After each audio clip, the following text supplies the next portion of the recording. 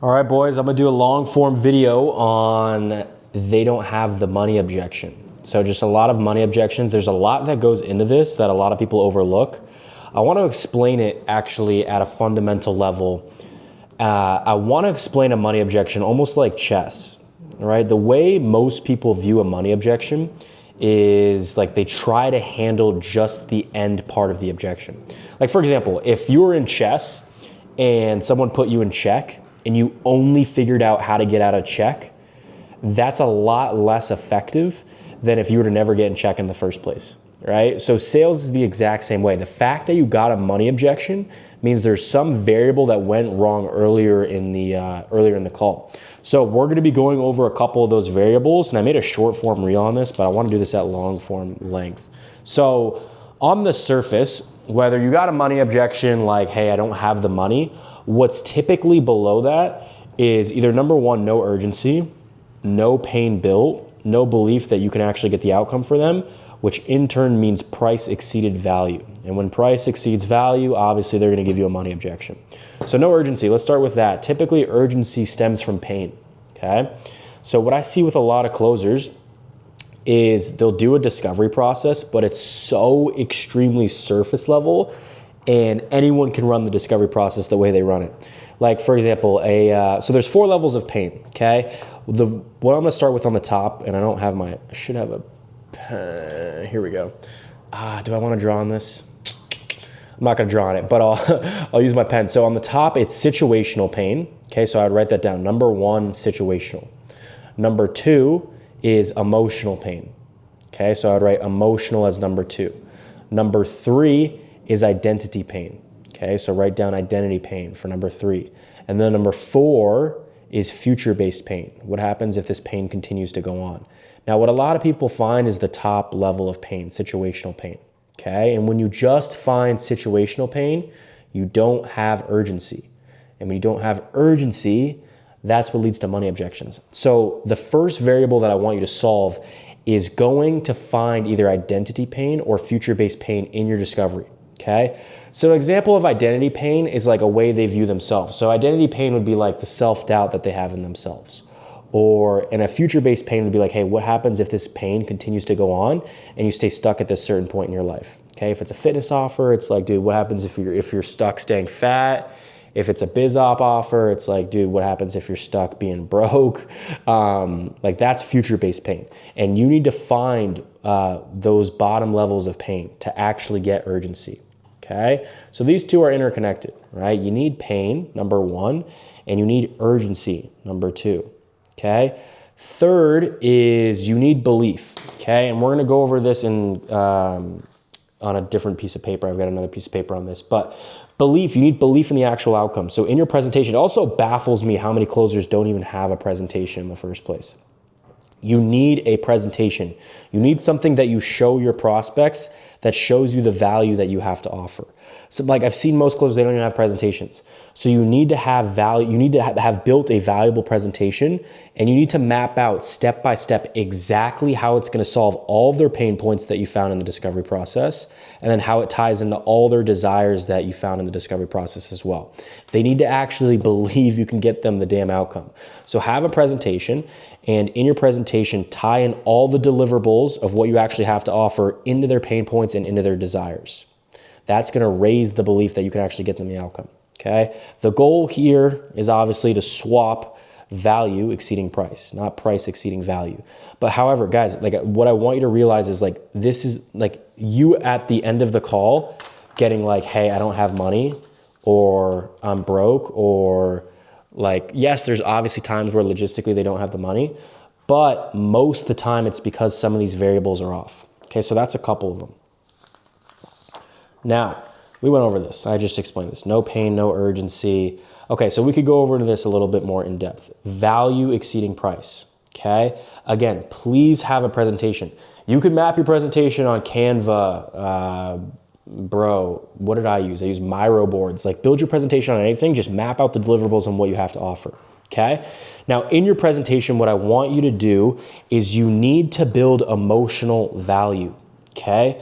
What I mean by that is like, let's use, when I was selling fitness, I had a fitness offer back in the day. An emotional value in the presentation would be like, cool, dude, you've got this diet plan. Dude, how do you feel like this diet plan would help you lose weight? This, and this. Okay, cool. And how would that impact, dude, your dating life? Bro, it would improve. How would it impact the way you view yourself? Bro, I feel like I would be jacked. How do you feel like that would impact your confidence, right? So in my presentation, what I'm doing, oops, I knocked the camera. In my presentation, what I'm doing is I'm building emotional value and I'm asking questions to raise emotions, to raise positive emotional value. When that happens and this value goes up, price goes down, okay? And which leads to less money objections, okay? Second is logical value. It's just mapping out step by step exactly how it's gonna help them. B2B, you're gonna lean more into logical value. B2C, you're gonna lean more into emotional value. But logical value is obviously just being logical with it, right? If you had this proper system in place, what would that impact for you? Cool. And if you had more leads, what would that change about your business? You're just selling, you're asking questions that stimulate logical value answers, okay? If you use these two, value goes up, price goes down, money objections go away, okay? If you do these two things, you have urgency up, you've got value up, which again, leads to less money objections right here. Now there's a couple other things that I didn't have on paper that I wanted to put in here as well. Okay, so open walleting. I don't got a piece of paper for you guys here, but open walleting would be, so there's different ways. What I see with a lot of closers, and this is something you're maybe doing, maybe you aren't right now, but they try to figure out how much money someone has in the close. Like, I don't know why people do this, because number one, when you're in the close, the prospect's in fight or flight, right? They pretty much are scared that, they're talking about money, they might make the investment. What I always do is I screen for finances, bro, in the first 5 to 10 minutes of the call if I doubt the guy has the finances. So I already ask him, cool, bro, for you, dude, obviously, if it's a biz op offer, I'll say, dude, obviously it takes money to make money to actually build a business. That being said, bro, how much you have saved up just so I know how I can help you out the best and what I'm breaking down for you is actually accurate. How much do you have saved up? And/or do you build credit, because that's something you can use as well. And he'll tell me, bro, I got 3K saved up. I got about a 650 credit score. Cool. So now I can tailor my offer and I can tailor my pitch towards those finances. And I have his cards up front, right? I know what I'm going to be pitching up front because I've already found his finances, okay? That's going to give you an accurate pitch versus trying to find their finances in the close, and then you may get a money objection. They may lie to you and say, hey, I don't have money. You need to screen for finances up front. Don't screen for finances in the close, okay? Another thing that could be leading to money objections, okay, is limiting beliefs around money, okay? And B2C, you have to do this a ton, okay? So the way, in my discovery process, long story short, I do an introduction, and then I do a fact-finding / discovery, I do a presentation, then I close. In my discovery process, the last, let's say 10 minutes of my discovery process, I focus on rewiring limiting beliefs around money, okay? So one of them is the difference between spending and investing. So I'll literally say, Tom, cool, for you, I just want to be very clear and I want to give you some value. There's a difference between spending and investing, right? Tom, to your knowledge, what is the difference? Yeah, man, spending, you're kind of just buying something, investing, you're getting something back. Exactly, right? So obviously, bro, we're on this call, bro. I'm going to break down an opportunity for you. If you were here to spend, let's say 5K, dude, that would be on like Gucci or Louis Vuitton. Yeah, bro, that'd be pretty dumb, right? But investing, that's a completely different story, right? Tom, if you gave me $1 and I gave you $3 back and I showed you a skill set that was going to pay you for the rest of your life, do you think that would be a good investment? Yes. So you can use it, something along those lines. What you're trying to do on the back end psychologically is that the money that they are about to give is perceived as an investment versus spending and losing, okay? So that's the first belief around money that I rewire. The second one is currency.